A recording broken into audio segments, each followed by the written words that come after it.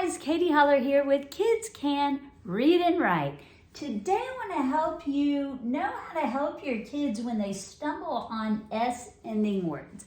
A lot of times we think these little tiny words are going to be so easy for our kids to figure out because they started blending sounds together and just because the words look easy to us, but when they come across them, we find that they struggle. And the question is, why do they struggle? Well, you have to remember that just because it's a little word doesn't mean it's an easy word for a beginning reader. They're going through a lot of steps to figure out what this word is unless they already have it memorized. So maybe these two wouldn't be as hard, but this one might cause all sorts of trouble because they just haven't seen it as much. The other thing is when they go to sound it out, if they don't have a really good blending technique or they're not familiar with ending blends, which this technically would count as, then this S ending can just cause a lot of trouble. So how do you help your kids? So if you're noticing that they're sounding out words and they're going k, a, t, s, and then they're coming up with something that sounds crazy to you like sat, sit, something that starts with this sound and maybe has that sound in it because they kind of remembered it also. Well, it's not because they're reading backwards. It's because when they sound it out, these were the last sounds left in their brain. And so kids who have memory issues, processing issues, maybe they struggled to learn letters and sounds for a long time. Maybe they struggled to learn how to blend sounds together, or they still are struggling with that. These are the kids who tend to have the most trouble when we add this S on. So we want to make it as easy as possible. And the way I would do that is tell them, if that S is getting in the way, if you know they could sound that out, but they can't sound it out once you add that S, well, take the S off. Just cover it with your hand or cover it with whatever you have, with you. Just cover it up. Let them read the word before it. So, k, at, cat. Now, notice how I glued the vowel onto that next sound. I did not put equal space between each sound. I didn't go k, at, like that. That's hard for kids to hear. We need to glue this vowel onto that next sound. K, at, cat, like that. Once I figure this word out, cat, now we can add this. And we can tell them when you add S to the end of a word, it means you have, usually, it means you have more than one of that word. So if we have a noun like at, cat, and we add that S, now we have more than one of whatever that thing was. Cat turns into cat, cats. So if you can help them understand, oh, an S ending usually means you have more than one of something, or you're doing it now, a lot of times that can help them figure it out too. But we want them paying attention to these letters in this order and hearing it. That's our big goal, because they're going to have to do it as the words get bigger and bigger. So, k, at, cat, s, cats. This one, d, og, dog. See how I'm gluing that together. D, og, dog, s, dogs, dogs. More than one of this, right? Dogs. So what would this one be? Ip, tip. Figure that out. Once they get that, tell them, good job, you've got this part. Now just add the S. Tips, tips, tips, like that.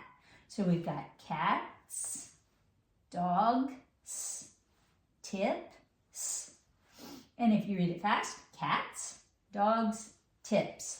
Right? So you want to just initially help them figure it out.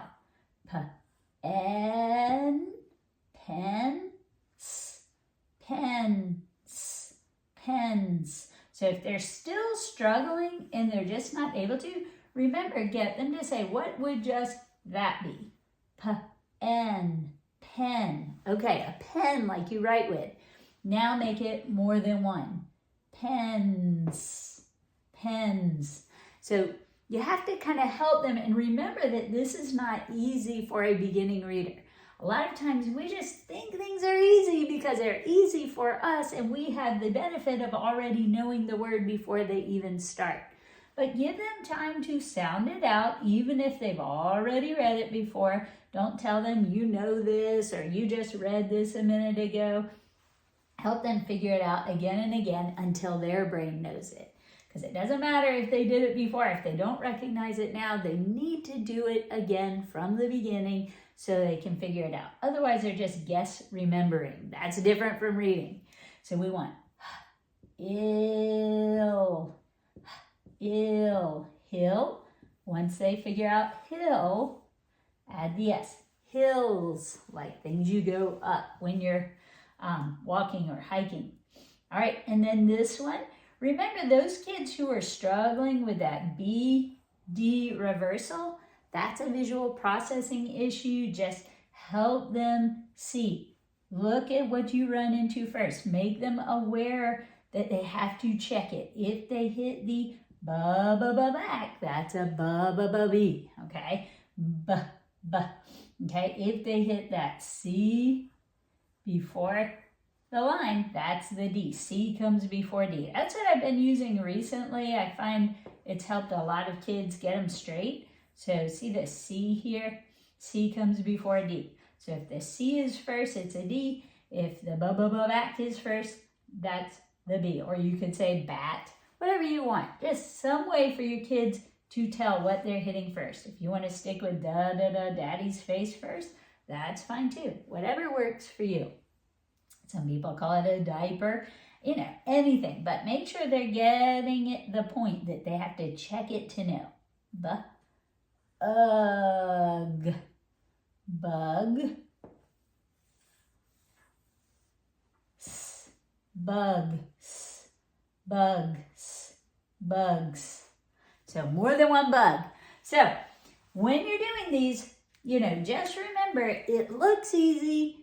It's not always easy for your kids, especially if they're struggling with any kind of auditory processing issues, visual processing issues, or memory issues. It can make reading even very simple words a challenge. So be patient, be kind. Remember to praise your child's efforts as they go. Great try, you almost got it. And then try again if they're messing it up. And then help them go through it. What you don't want to do is add anxiety to this process, because usually kids love to learn new things. It's only if we push them, pressure them, show that we're annoyed with them, raise our voices, change our body posture, things like that, that make your kids who wanted to learn to read no longer want to work with you. So make sure that you're being very kind and encouraging as you help your kids do this. And if you need more help, if you want a roadmap to help them learn to read and write, especially if they're struggling, look up our Black Belt reading program. I'll leave the link in the description, but you can go to kidscanonlineacademy.com to find it, or you can go to kidscanreadandwrite.com. So both places have it for sale. If you need a roadmap that's just going to walk your kids through every step of that reading process, look it up. It has words to read, sentences to read, words to call out for spelling practice, sentences to call out for writing practice, so you can help them get their capitals, periods, spacing, all of that. It has comprehension activities. It has games you can play. It just has everything you need to teach your kids. Plus, the best part is I have made videos for every step, teaching your child exactly what to do. All you have to do, watch the videos with your child, learn how to help, go through the practice packets. There are huge practice packets with every step, and just work through them with your child and watch your child learn to read and write. So if you need help, look that up. In the meantime, thanks so much for joining me today. I hope this helps get your kids past that S endings trouble that so many have, just remember, cover it up, read the word before, add it on after. And usually that will do the trick. But if you have more questions, let me know. Thanks so much for joining me. Hope to see you on the next one.